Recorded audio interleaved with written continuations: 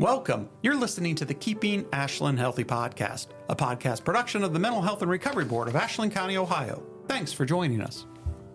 And my name is David Ross. I am the Executive Director of the Mental Health and Recovery Board. Welcome, and thank you for listening to another episode of the Keeping Ashland Healthy podcast. It is a program of the Mental Health and Recovery Board. Right now, I'm serving as your only host since I've been abandoned, but hopefully sometime soon, maybe I'll get another co-host.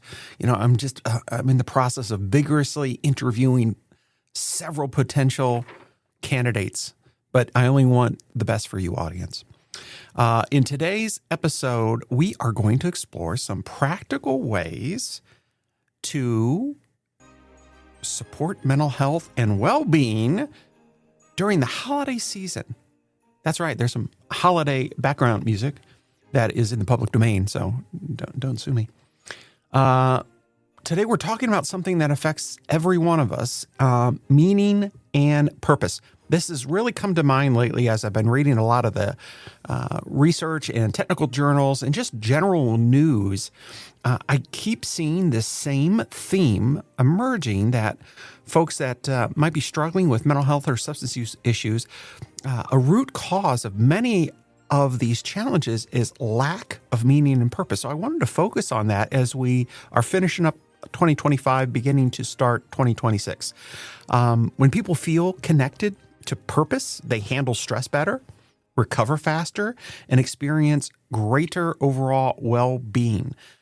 Meaning is not something we stumble into, though, by accident. So it's something we actually have to be intentional about. We build it with intention. So the good news is that anyone can strengthen their meaning and purpose, and you can do it at any age. Don't worry if it's something you feel like you've not done before and you've just been aimless. Now is the time. 2025, 2026, as we start, is the time to focus on meaning and purpose. So give me 15 minutes or so, you know, I like to talk, and I will walk through 10 practical strategies that you can use to help deepen meaning and purpose in your life. So let us jump in with number one, and this is kind of the important number one. Start here, number one. Meaning begins with knowing what matters most to you. And this might take a little bit of time. It's worth the effort to figure out what matters to you, what matters most to you. Values are the compass that we use that guide us as we make decisions. So example, things like family, faith, service, creativity, learning, maybe it's health. I don't know, but you need to reflect. Take the time to reflect. What do I stand for? What principles guide my choices? When you regularly align your time with your values, that's when the life feels more coherent, more intentional, more satisfying. When you align, you know, you hear it oftentimes in my church, we talk about time, treasures, and talents. So and all we mean by that is when you align your time, your money, your resources, and your abilities with your values, life just feels like it makes more sense. It feels like there's more meaning and purpose because there's an alignment there with the thing that matters most to you. So clarify your core values, spend the time to do that first, and then we'll go on to number two, set purpose-driven goals. Once you know your values, turn them into small, concrete goals. Don't create huge goals to start with. Start with small ones that are achievable.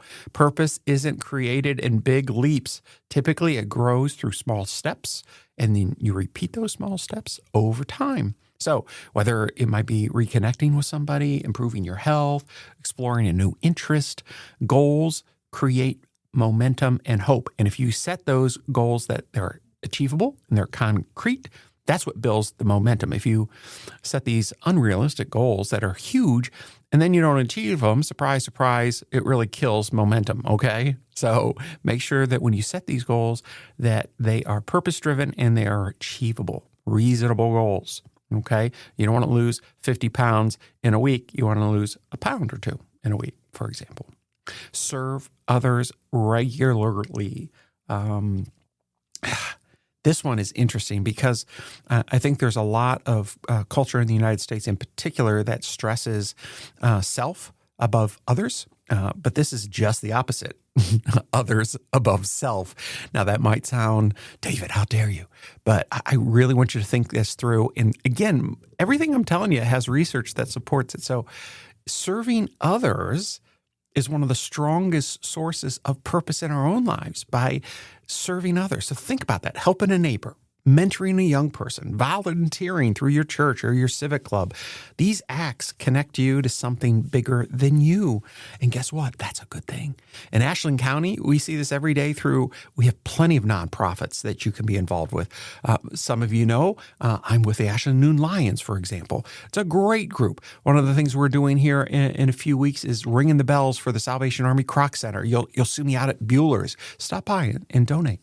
But it connects you to something big. That the money that we are helping to raise through the Croc Center and Salvation Army goes to help young people and families in need. So there's plenty of these nonprofits. You can school, churches, community groups. That's one of the wonderful things about Ashland County is there's so many opportunities. And to be honest, this is a very giving, gracious community. So there are many opportunities for you to serve, but I encourage you to do so. Serve others regularly. Service gives meaning, and meaning improves mental health. All right, number 4. Look how fast we're moving. Only 6 minutes in. Strengthen your relationships. Meaning thrives in connection. I've spoken about this many times, particularly where there are seniors and other groups that tend to isolate. Isolation, no bueno. Connection is important. Meaning thrives in connection. We are wired to belong, okay? Now, you don't have to belong to huge groups. Maybe that's your thing. But you do need to belong to at least some folks. People need to know you and how you're doing, and you need to know them and how they're doing. We are wired to belong. So prioritize the people who support you. So it could be family, friends, coworkers, folks at your church. By doing that, you're going to actually build emotional resilience. Even simple check-ins, shared meals, regular conversations, all of this will strengthen your sense of well-being. This does not have to be an everyday thing. You don't have to get together every day for breakfast or lunch or dinner. Just make it regular, though. So even if it's once a week or once a month, but keep it up, make it consistent, make it a routine, which we'll talk about later on, the importance of routines. I know several groups out there that they get together and play cards. And it's a group, it could be 4, 6, 12 or more, but they all get together, they have a good time, they're playing cards, they're passing the time, but they're talking, they're connecting, they're sharing what's going on with them. So please strengthen your relationships this year. All right, number 5. Adopt a growth mindset. What on earth do you mean by that, David? Well, let me tell you.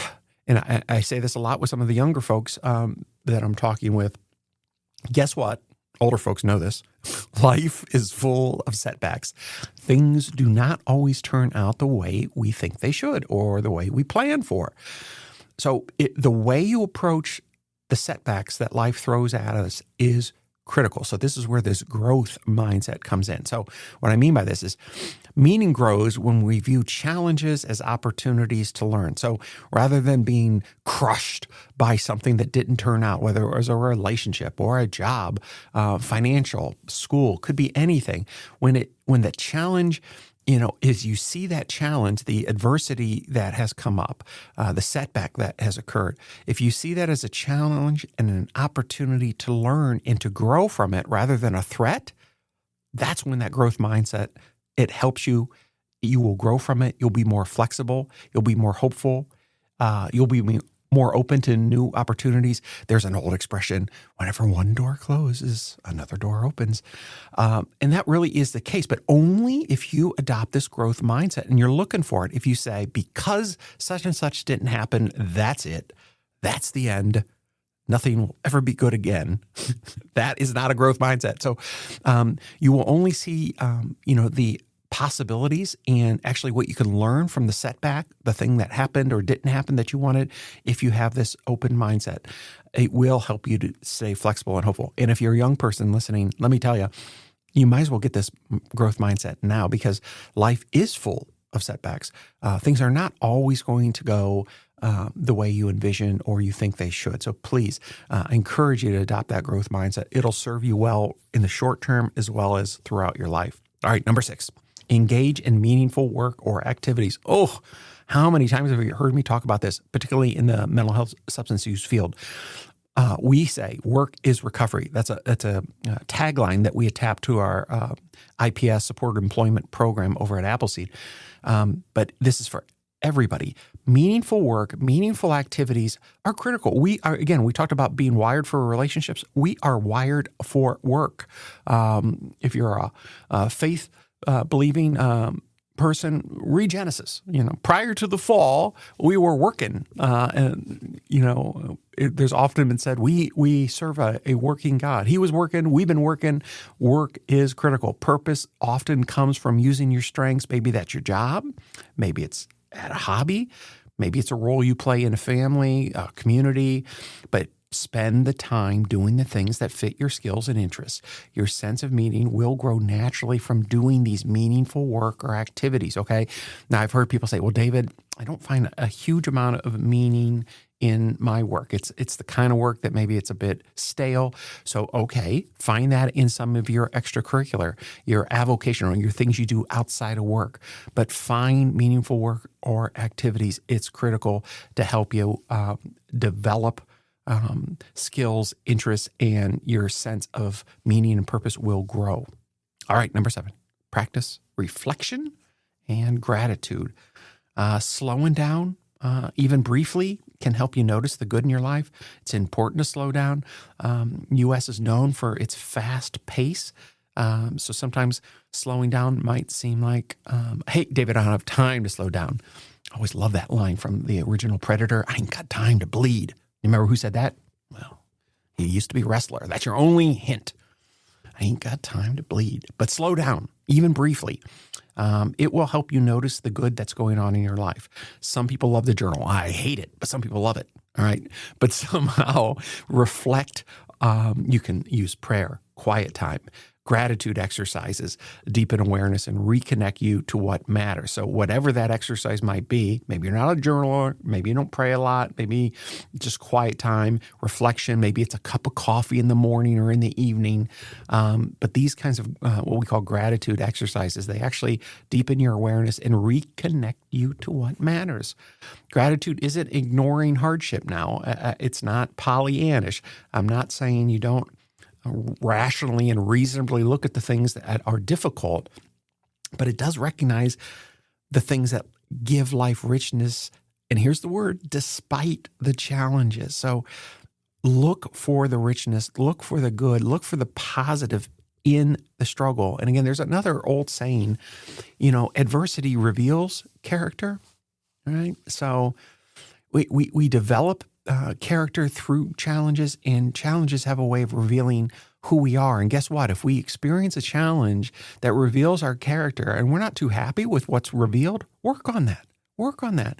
Think through how would I rather have responded to that challenge than the way I did?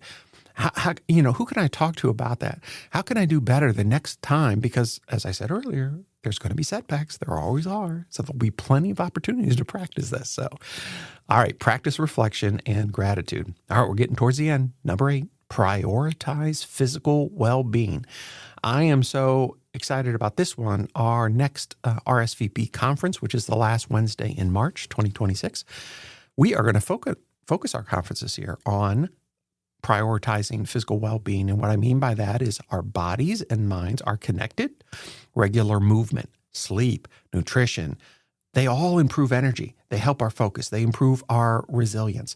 Even small habits, and I mean as small as walking regularly, drinking water, getting enough rest, all of things can increase your capacity for purpose and meaning and your healthiness. If your body is not healthy, it's very hard to have a healthy mind. Okay, these two things are connected. So prioritize your physical well-being. It will help your mental and emotional well-being. All right, 2 more. Create rituals and routines. Now, this one's in my wheelhouse. I love my routines.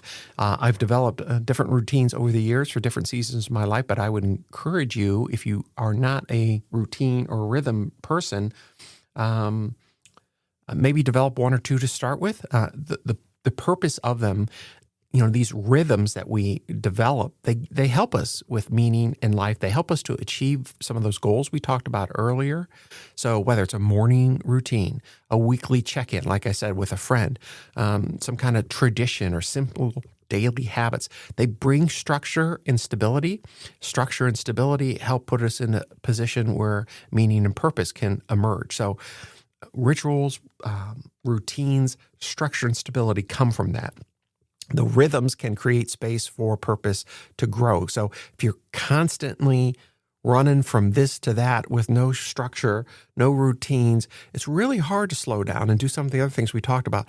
It's really time to find space for meaning and purpose, or for meaning and purpose to grow in your life if you're living in a chaotic fashion. So think about how you might be able to create some rituals and routines. You will thank me. All right, number 10, connect to something larger than yourself. Again, this is related to something else we said earlier. I hate to break it to you folks, it's not all about us, okay? Meaning deepens when all of us feel part of something bigger. For a lot of us, that's our faith. For others, it could be community, nature, tradition, a cause that you are particularly believe in. Whatever it is, this connection to something larger than ourselves reminds us that our lives contribute to a story greater than your own. Because let's face it, folks, if our short little life is all that there is and there's nothing beyond it, well, meaning and purpose is hard to come from that story. But if your story is one that says there is something far more and far bigger than that, it's much easier to develop meaning and purpose in your life, okay? So connect to something larger than yourself. Well, there you go. See, and right on, 17, I'm a minute over. So give me a break, right? So meaning and purpose, they're essential to good mental health. They help us navigate stress. They help us build resilience.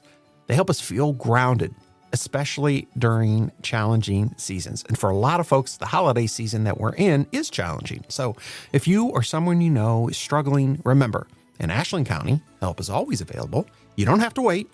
You can call our local 24/7 crisis helpline, 419-289-6111. Your neighbors at Appleseed Community Mental Health Center, they're ready to support you. Remember, that's a local number. Those are local folks that know the resources, know what's going on in the county. Don't be afraid to reach out and call them if you need to. All right, everybody, this has been David Ross with the Keeping Ashland Healthy program, a program of the Mental Health and Recovery Board. I appreciate you spending time with me. Please take care of yourself this holiday season, and thank you again. Thank you for listening to another episode of the Keeping Ashland Healthy podcast. The podcast is a production of the Mental Health and Recovery Board of Ashland County, Ohio. You can reach the board by calling 419-281-3139. Please remember that the board funds a local 24/7 crisis line through Appleseed Community Mental Health Center. It can be reached by calling 419-289-6111. That's 419-289-6111. Until next time, please join us in Keeping Ashland Healthy.